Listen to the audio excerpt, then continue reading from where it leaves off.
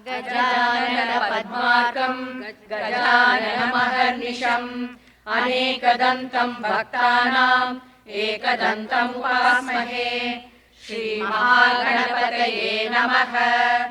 गुरवे सर्वलोकानां विषजे भवरोगिणां निधये सर्वविद्यानां श्रीदक्षिणामूर्तये नमः। अस्मद्गुरुचरणारविन्दाभ्यां नमः। पीताम्बरं करविराजितशङ्खचक्र कौमोदकी सरसिजं करुणासमुद्रं राधासहायमतिसुन्दरमन्दहासं वातालयेशमनिशं हृदि भावयामि। नमः पङ्कजनाभाय नमः पङ्कजमालिने नमः पङ्कजनेत्राय नमस्ते पङ्कजाङ्ग्रये। आनीलश्लक्ष्णकेशं ज्वलितमकरसत्कुण्डलं मन्दहास स्यन्दाद्रं कौस्तुभश्री परिगतवनमालोरुहाराभिरामं श्रीवत्साङ्गं सुबाहुं मृदुलसदुदरं काञ्चनच्छायचेलम्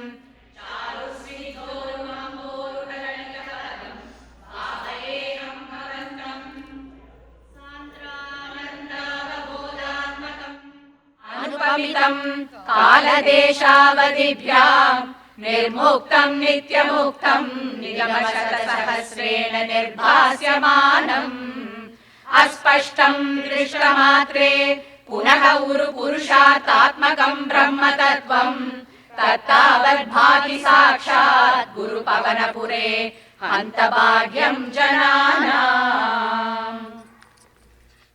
आनन्दरूप भगवन् अयितेवतारे प्राप्ते प्रदीप्तभवदङ्गनिरीयमाणैः कान्तिव्रजैरिव घनाघनमण्डलैर्याम् आवृण्वती विरुरुचे किल वर्षवेला। आशासु शीतलतरासु पयोदतोयैः आशासिताप्तिविवशेषु च सज्जनेषु नैषाकमिहोदयविधौ निशिमध्यमायाम् क्लेशापहस्त्रिजगतां त्वमिहा विरासीः। बाल्यस्पृशापि वपुषा ददुषा विभूतिः उद्यत्किरीटकनकाङ्गलहारभासा शङ्कारिवारि जगदापनिभासितेन मेघासितेन परिलेसितसूतिदेः। कृष्णलाल की जय। केशपाशधृतपिञ्चिका वितति सञ्चलन्मकरकुण्डलम् हारजालवनमालिका ललितमङ्गरागरसौरभम् पीतचेलधृतकाञ्चिकाञ्चितमुदञ्चदंशुमणिनूपुरम् रासकेलिपरिभूषितं तव हि रूपमीश कलयामहे। तावदेव कृतमण्डने कलितकञ्चुलीककुचमण्डले गण्डलोलमणिकुण्डले युवतिमण्डले तपरिमण्डले अन्तरा सकलसुन्दरी युगलमिन्दिरारमण सञ्चरन् मञ्जुलां तदनुरासकेलिमयि कञ्चनाभसमुपाददाः। वासुदेव तव भासमानमिह रासकेलिरससौरभम् दूरतोऽपि खलु नारदा गदितमाकलय्य कुतुकाकुला। वेशभूषणविलासपेशलविलासिनी शतसमावृता नागतो युगपदागता वियति वेगतोत सुरमण्डली। वेणुनादकृततानदानकलगानरागगतियोजना लोभनीय मृदुपादपादकृततालमेलन मनोहरम् पाणिसङ्क्वणितकङ्कणं च मुहुरं सलम्बितकराम्बुजम् श्रोणिबिम्बचलदम्बरं भजत रासकेलिरसडम्बरम्। श्रद्धया विरचितानुगानकृततारतार मधुरस्वरे नर्तने तललिताङ्गहार लुलिताङ्गहार मणिभूषणे सम्मदेन कृतपुष्पवर्षमलमुन्मिषद्दिविशदाङ्कुलम् चिन्मये त्वयि निलीयमानमिव सम्मुमोहसवधूकुलम्।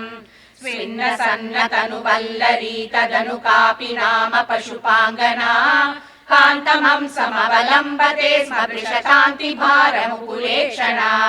काचिदाचलित कुन्तला नवपटीरसार नव सौरभम् वञ्चनेन तव सञ्चुचुम्ब भुजमञ्चितोरुपुलकाङ्कुरम् कापि खण्ड भुवि सन्निधाय निज गण्डमाकुलित कुण्डलम् पुण्यपूरनिधिरन्ववाप तव भूगचर्वितरसामृतम् इन्दिराविहृति मन्दिरम् भुवन सुन्दरम् हि नटनान्तरे त्वामवाप्य तदुरङ्गना किमु न सम्मदोन्मददशान्तरम् गानमीश विरतम् क्रमेण किल वाद्यमेलनमुपारतम् ब्रह्म सम्मदरसाकुला सदसि केवलम् ननुतुरङ्गनाः नाविदन्नपि च नीविकाम् किमपि कुन्तलीमपि च कञ्चुलीम् ज्योतिषीमपि कदम्बकम् दिवि विलम्बितम् किमपरम् ब्रुवे मोदसीम् निभुवनम् विलाप्य विहृतिम् समाप्य च ततो विभो केलि संमृदित निर्मलाङ्गनवधर्मलेश सुभगात्मनाम् मन्मथा सहन चेतसाम् पशुपयोषिताम् सुकृतचोदितः तावदा कलितमूर्तिरादरितमारवीर परमोत्सवान् केलि वेद परिलोलिताभिरतिलालिताभिः अबलालिभिः स्वैरमीश ननु सूरजापयसि चारुनाम विहृतिम् व्यदाः काननेऽपि च विशारि शीतलकिशोर मारुत मनोहरे सून सौरभमये विलेसित विलासिनी शत विमोहनम् कामिनीरितिः यामिनीषु खलु कामनीय कनिदे भवान् पूर्ण सम्मदरसार्णवम् कमपि योगि गम्यमनुभावयन् ब्रह्म शङ्कर मुखानपीह पशुपाङ्गनासु बहुमानयन् भक्तलोक गमनीय रूप कमनीय कृष्ण परिपाहि माम् भक्तलोक गमनीय रूप कमनीय कृष्ण परिपाहि माम् भक्तलोक गमनीय रूप कमनीय कृष्ण परिपाहि माम्। रासकेलि विहारी लाल की जय। अग्रे पश्यामि तेजः निबिडतरकलायावलीलोभनीयम् पीयूषाप्लावितोऽहम् तदनु तदुदरे दिव्यकैशोरवेशम् कारुण्यारम्भरम्यम् परमसुखरसा स्वादरोमाञ्चिताङ्गैः आवीतम् नारदाद्यैः विलसदुपनिषत् सुन्दरी मण्डलैश्च अग्रे पश्यामि यावलीलोभनीयम् पीयूषाप्लावितोऽहम् तदनु तदुदरे दिव्यकैशोरवेशम् कारुण्यारम्भरम्यम् परमसुखरसा स्वादरोमाञ्चिताङ्गैः आगीतम् नारदाद्यैः विलसदुपनिषत् सुन्दरी मण्डलैश्च नीलाभम् कुञ्चिताग्रम् घनममलतरम् संयतम् चारुभङ्ग्या रत्नोत्तम् साभिरामम् वलयितमुदय चन्द्रकैः पिञ्चजालैः मन्दारसन्निवीतम् तव पृथुकबरी भारमालोकयेऽहम् स्निग्धश्वेतोर्ध्वपुण्ड्राम् अपि च सुललिताम् फालबालेन्दुवीथीम् हृद्यम् पूर्णानुकम्पा नवमृदुलहरी चञ्चल भ्रूविलासैः आलीलस्निग्धपक्ष्मावलिपरिलसितम् नेत्रयुग्मम् विभोते सान्द्रच्छायम् विशालारुणकमलदलाकारमामुग्धतारम्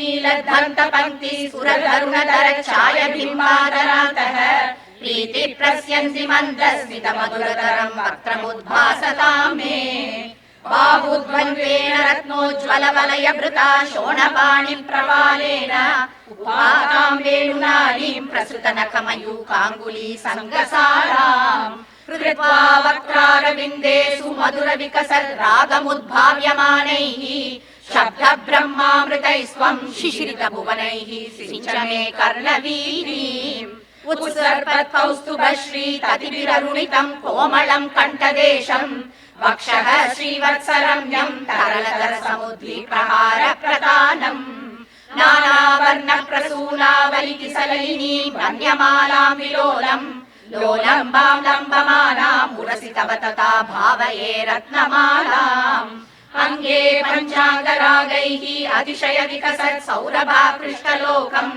लीनानेकत्रिलोकी विरतिमपि कृशां बिभ्रतं मध्यवल्लीम् शक्रामन्यस्तप्तोज्ज्वलकनकनिमं पीतचेलं ददानम् ध्यायामोदीप्तरश्मि स्फुटमणिरशना किङ्किणी मण्डितं त्वाम् ऊरु चारु तवोरु गणमसृणरुचौ चित्तचोरौ रमायाः विश्वक्षोभं विशङ्क्य ध्रुवमनिशमुभौ पीतचेलावृताङ्गौ आनम्राणां पुरस्तान्यसनधृतसमस्तातपालिः समुद्गच्छायं जानुद्वयं च क्रमप्रतुलमनोज्ञे च जङ्घे निषेधे मञ्जीरं मञ्जुनादैरिव पदभजनं श्रेयहरित्यालपन्तम् पादाग्रं भ्रान्तिमज्जत् प्रणतजनमनो मन्दरोद्धारकूर्मम् उत्तुङ्गा ताम्रराजन्नखरहिमकर ज्योत्स्नया च आश्रितानाम् सन्तापद्वान्तहन्त्रीं ततिमनुकलये मङ्गलामङ्गुलीनाम्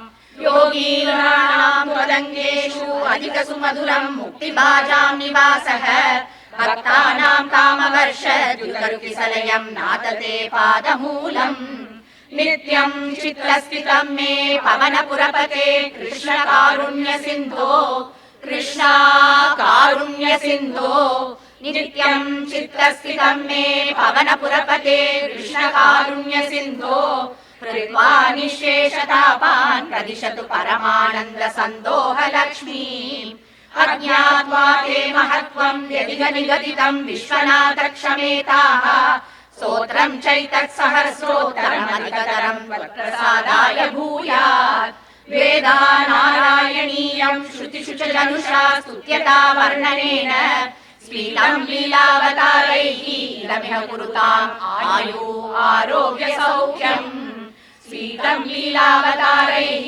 इदमिह कुरुताम् आयु आरोग्य सौख्यम् स्फीतं लीलावतारैः इदमिह कुरुताम् आयु आरोग्य सौख्यम् नमामि नारायण पादपङ्कजम् करोमि नारायण पूजनं सदा वदामि नारायण नाम निर्मलम् स्मरामि नारायण तत्त्वमव्ययम् गुरुवायूरप्पा शरणं नारायण अखिल गुरो भगवन्नमस्ते सर्वत्र गोविन्दनाम संकीर्तनम् गोविन्दा